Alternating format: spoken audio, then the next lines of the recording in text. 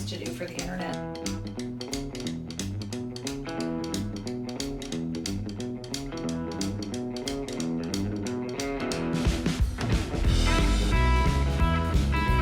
Oh, hi! Welcome to Sewing Your Studios. I am Jo, and this week we are rescuing my favorite pair of shorts.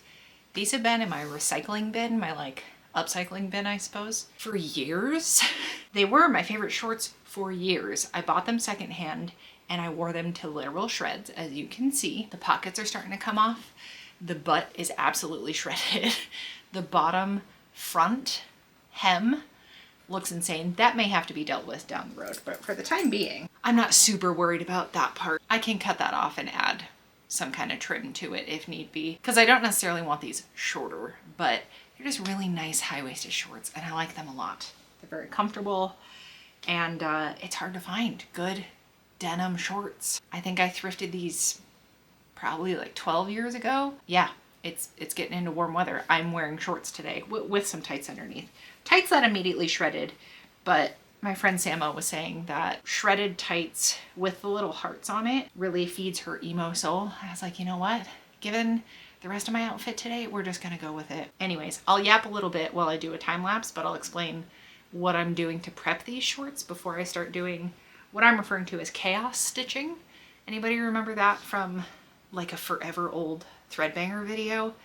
There was this couple that did like the side seams of a shirt and it was a straight stitch. I did a zigzag just to like cover more space, but they referred to it as chaos stitching. I was like 2008. Anyways, I initially was thinking I would just patch the hole that's along the butt seam, but then realized both back pockets, the top corners, are starting to get a little holy. And then as I was cutting interfacing, which I just used SF101, I just grabbed whatever white interfacing I had. I think anything will be fine. I didn't want to use something too plush like fusible fleece or too stiff like Decoville. SF101 or like a featherweight was gonna be enough. I just needed something there. Like when you see something that's been embroidered by a machine, there's usually some backing to it. Anything like that would be fine. Sometimes like cheap fabric gift bags are a good material to be like a stitch on interfacing. This was iron on, but use what you got.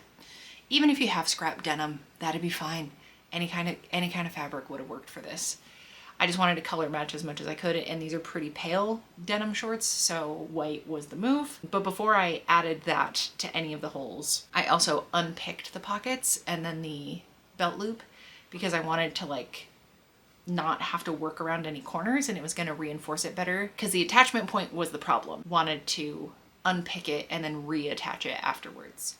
So I took some time with my seam ripper, very patiently undid a little bit. I didn't have to take off both pockets all the way or anything, just like an inch or two down. And then the belt loop, I just undid the bottom edge of it. Then yeah, ironed on the interfacing to the back side, just cut a little bit bigger. I could have trimmed these more precisely, but I'm not gonna worry about it. If it starts to peel up on the edges where there is no stitching, I can just trim it down as it comes up, because these will probably get a lot of wear going forward. So it is likely over time the glue is gonna not adhere as well, because that is the one problem with glue in interfacing, like fusible interfacing. If it's on a heavy use item, the glue doesn't always hold up, no matter how properly you iron it on. Once I had the interfacing patches on the backside, it was time to pick a matching thread. I grabbed 5 different spools that were like blues and grays and found something that, I don't know, if there are 2 colors that are close but one's a little lighter, I usually go with the lighter versus the darker because I feel like that hides a little better. One of these threads seemed like a better value, I guess, like wasn't blue enough. I don't know color theory enough to use the right terms. I don't know, just whatever feels right. It's not gonna really matter. Just as long as it's close, do what you can do. Had I used a solid gray on this, it still would have been fine. Had I used white on this, it also would have been fine. Had I used an accent color and just had to be super visible mending. I know this isn't 100% hidden. It's not like the most discreet thing that's ever been sewn, but I think it's gonna look just fine. Oh, how is it already 5 o'clock? That's my alarm going off. I have to go soon, but let me shut that off. I'll be right back. I know, Bubs. I don't know why I set these alarms. It's because I'll think I'm sitting here for 10 minutes, but it's really 2.5 hours. And I'm forever late for things. That's why. Then yeah, I just, I used white thread on the underside because it was in my machine and I didn't feel like changing it, and it's not gonna show. And then I just stitched very generously. I went back and forth. I did a zigzag stitch. I did kind of a wide zigzag stitch, so covered a lot of area. You can shorten the length of the stitches. You can make it narrower. You can go different directions. I would go like left to right to start with, and then I would turn the shorts 90 degrees and then do that again. So I was covering multiple angles. I do like 45-degree angles, just covering as much as possible. And I think it actually looks pretty good. Like the pocket spots were pretty small and quick.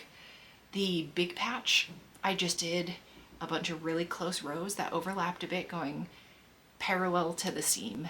And then I turned and went across, and I was very careful to lay my shorts in a way that nothing was stretching or contorted when I put the interfacing in. So I was being really careful about like making sure they were laying flat, because the joy about sewing clothes is you're turning 2-dimensional things into 3-dimensional things. But when you're doing alterations, you have to be mindful. Honestly, I had a completely different project planned for this week. There's a dress pattern I found at a thrift store for $1, and I have fabric that's gonna perfectly go with it. There's some color block mismatching I'd like to do with some plaids, but unfortunately I am in an incredibly bad pain flare at the moment. This video will be coming out on my birthday, actually.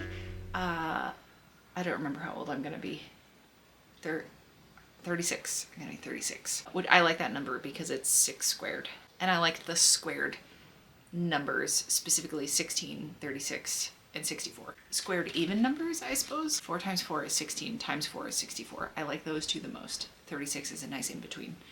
I digress. I always give a shout out to everybody over on Patreon because y'all are why I am able to even do this.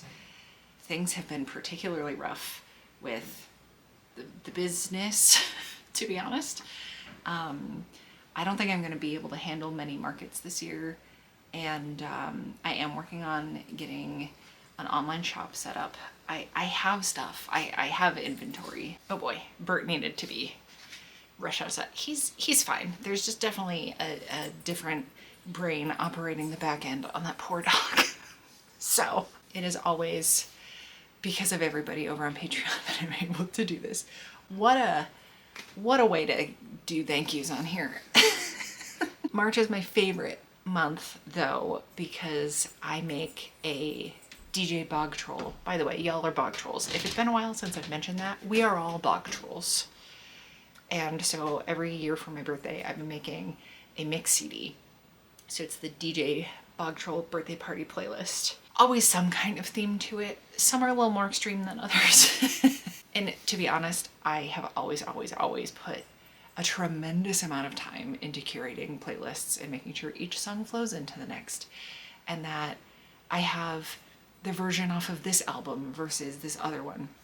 The one gripe I have is the best versions are on the CD. I'll say that right now. If you sign up to my Patreon for the mail perk tier, I will send you a copy of this CD if you so choose. But there's a version of a song from a movie, and it's the like studio version on the Spotify playlist that I put together in case, I know not everybody has a way to play CDs. I'm just stuck in the past. Yeah, I have always loved making CDs for people and sharing my music collection. Like every mix CD I've made has been from my personal CD collection. Like it's from my iTunes. I keep my old laptop specifically to make these every year. And they're so much fun. It brings me so much joy. So I hope everybody enjoys that, and I write out a little track list and stuff for y'all. And then yeah, if you're any tier on Patreon, you have access to this year's playlist. I have past year's playlists there for you. I try to put a bonus video out every month. I have a couple trivia games up there. If you want me to, I can get back into that because I make a trivia every month for the brewery that I work at. And I'm happy to share the game. Feedback on that would be appreciated. So yeah, in an ideal world, I was gonna have a shop drop ready for this coming week, but I've been having a lot of brain and body issues for a good chunk of time. I think I need to get back into physical therapy because of just how extreme it's been, but we're trucking along. getting through. And yeah, I'm just really glad y'all are here and wanna spend any of your time with me. And little Bert, even though he is the most chaotic little gremlin. But I guess the apple doesn't fall far from the tree, so who am I to talk? There will be more Evolve projects coming up. I really want to do costumey things this year. I say that every year and then I don't do it. But I think putting markets and stuff on the back burner, not entirely. I still have some stuff booked, but like super fun ones. Like super fun ones. There's a zine fest I'm doing in April that I'm really looking forward to. Or it's in May. I'll post about it if you want to follow my business Instagram. I haven't had it in me to post on there in I don't know how long. Get back to spinning that plate when I'm able to. In the meantime, just trying to truck along, you know? It's been tough. And I know a lot of you have also been having a tough time, and that's okay. We're not all gonna be peak performance all the time, and we need to just not be dicks to ourselves about that. She says very convincingly to herself. So I will see you back here with another video in 2 Fridays. Thank you so much for hanging out.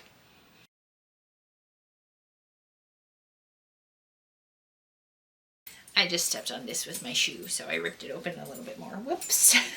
This will be I'll have to look at the footage after. What a pose to do for the internet. And here's the other pocket. I'm pretty excited about this. It's one of those things, like, this is stuff I do for other people. I got these for another good long while.